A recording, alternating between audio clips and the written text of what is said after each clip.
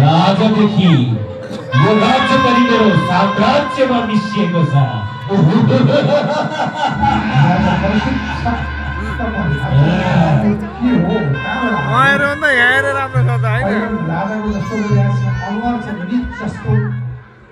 चण्डाल जस्तो सामान चाहिँ कहाँबाट आयो? अच्छा, राजाले मनोभाव गर्दै यसको नजिक जानु पर्यो भनेर सोध्दा कालो पुरुष को होस् त मभन्दा राम्रो पहिरन गरेको छ। यसले त श्रीपेश लगाएको छ। मेरो परिचय सोध्दैछ।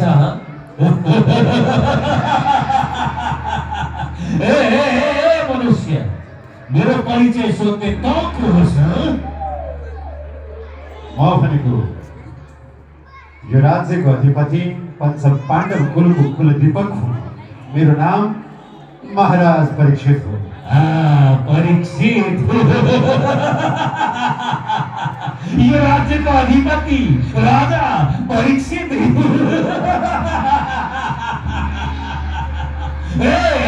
परीक्षित सुन, बक्कली यो मेरो पाउ जुनै कुनै राज्यमा पनि जुनै कुनै राज्यको भूमिमा पनि पर्ने गर्दछ नि। यो राज्य मेरो साम्राज्यमा मिसिने गर्दछ र आज मेरो पाउ यो राज्यमा परेको छ र आजैको दिनदेखि यो राज्य मेरो साम्राज्यमा मिसिएको छ।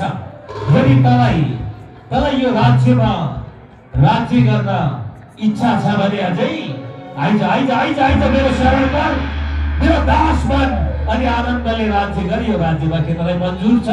बस एक शब्द यहाँ भन्दा बढी बोलिस् भने तेरो अन्त्य निश्चित छ।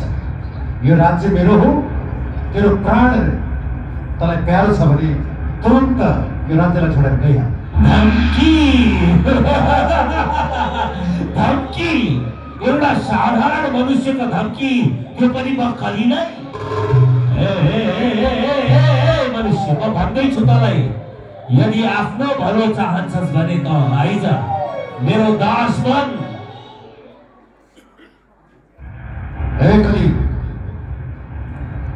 दासको कुरा कहाँबाट आयो?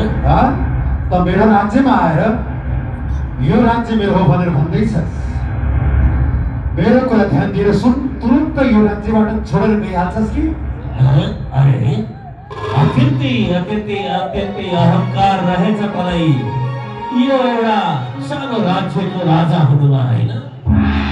एउटा प्रश्न गर्छु, त्यसको उत्तर दे मलाई।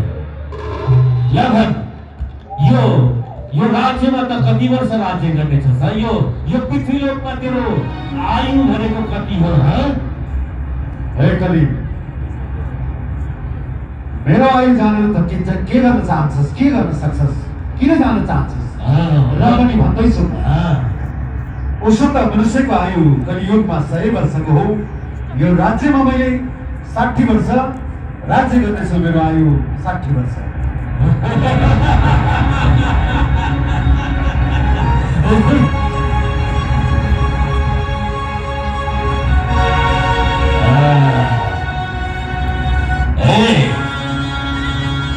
बाँकी 60 वर्ष आयु भएको मनुष्य त बक्कलीलाई युद्धको हात दिँदैछस्।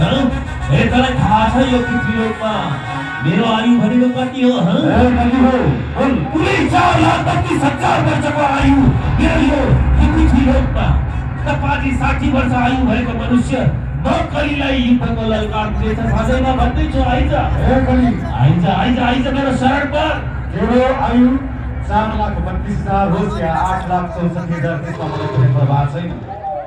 युद्धमा एकजनाको परास्त हुनु जरुरी छ।